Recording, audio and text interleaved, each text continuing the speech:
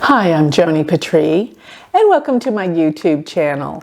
Well, today I want to talk about the coming year of 2023 for the sign of Aries.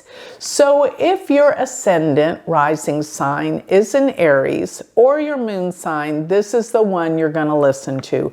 But I want to remind everyone out there, I am not talking about Western tropical astrology.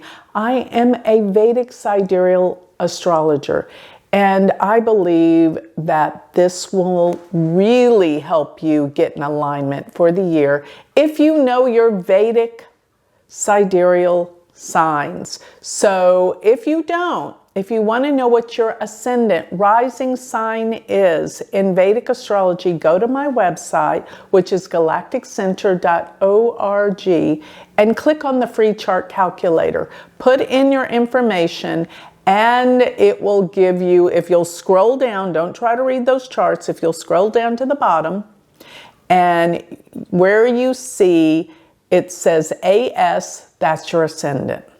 Now, the ascendant is based on your time of birth. Now, to get another example of what you're going to be feeling through the year, you're going to listen to your moon sign. So I want you to listen to both.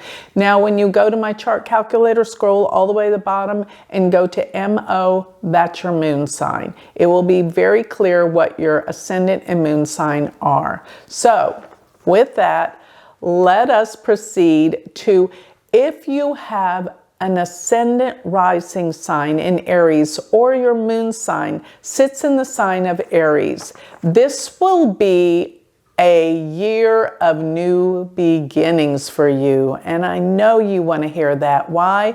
Because I know that it hadn't been that easy for you at all, because I want to say that transiting Jupiter between now through the end of April, it's been in your 12th house. So you felt like between the beginning of the year till April, you're finishing up a lot of new projects right before a new beginning and a brand new start that it's about to unveil in your life. It's huge. It's exciting.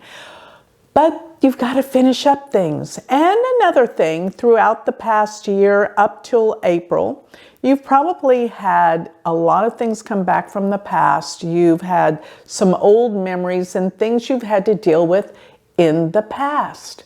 Now, another thing I can see for you is that till April, maybe you've had some opportunities to travel abroad. It could be to another country, but you will have wonderful experiences traveling, getting away, and also going deep into your spiritual studies. That's between, well, it's part of last year of 2022, but all the way through into April. But starting the end of April all the way to the end of the year, your life is going to open up and change.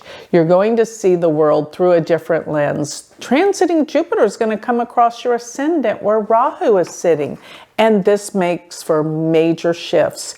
It's going to be a time when you feel more optimistic, no more of dealing with the past and worries. It's time to move forward.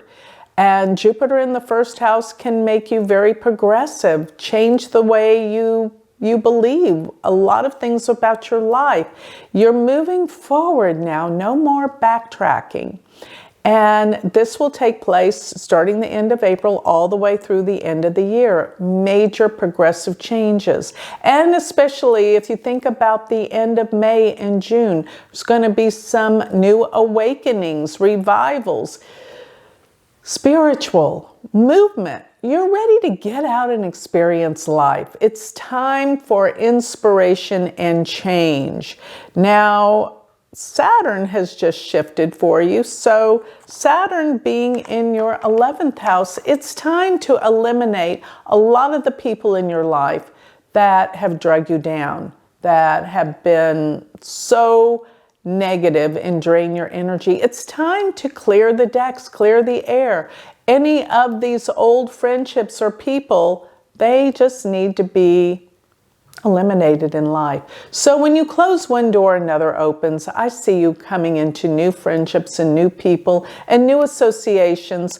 But first, you've got to close that door. So you might feel a little lonely, but remember, this year is truly about your self-esteem and progress and change within yourself. Everything is opening and growing. But I'll tell you something, because there's all these new developments within yourself and seeing your life and yourself through a different lens, a lot of old relationships and things about relationships have got to change.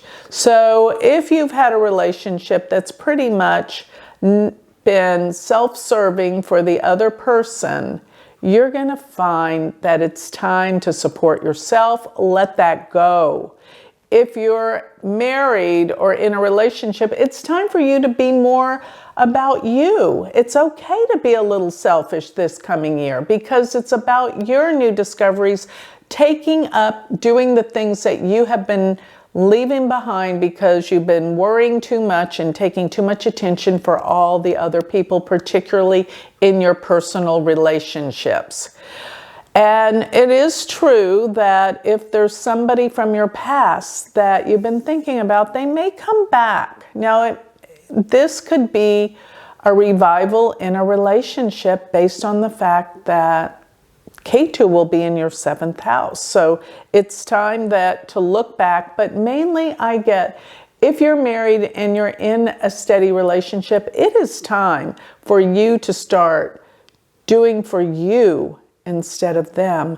And your own self-development and self-esteem, everything is changing this year because you're going to feel more progressive, more opportunities are going to come, that is for certain, and your whole life is about to transpire and change for the good. You may even find that you're going to be looking at some changes at where you live. You just feel like a whole new world's opened up. You don't think the same way. This is what's so important for you to recognize and realize. So I'm also looking at the time that in the fall, please be aware that relationships are going to be the issue of things that you're going to have to look at. And I apologize saying the fall. If you're in Australia, it is your spring. You're in the southern hemisphere. So we have to realize that that relationships have been bringing you down, and it's time to really focus on you, your self-esteem, your new projects, your creativity, because a lot of opportunities are going to present themselves. This is a new year, a new time.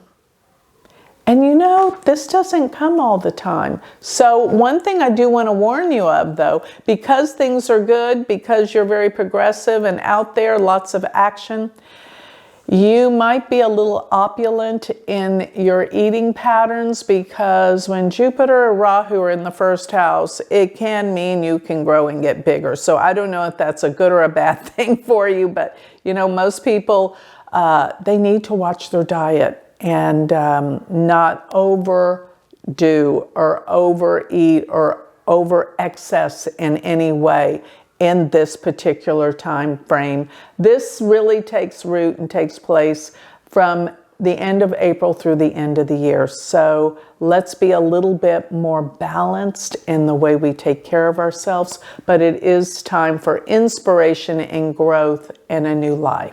So with that, I'd like to close. Remember, if you would like to learn astrology from me, you can always go to my university. I have a new start date, January 25th. Semester 1 begins. So go to University of Vedic Astrology.com. Thank you.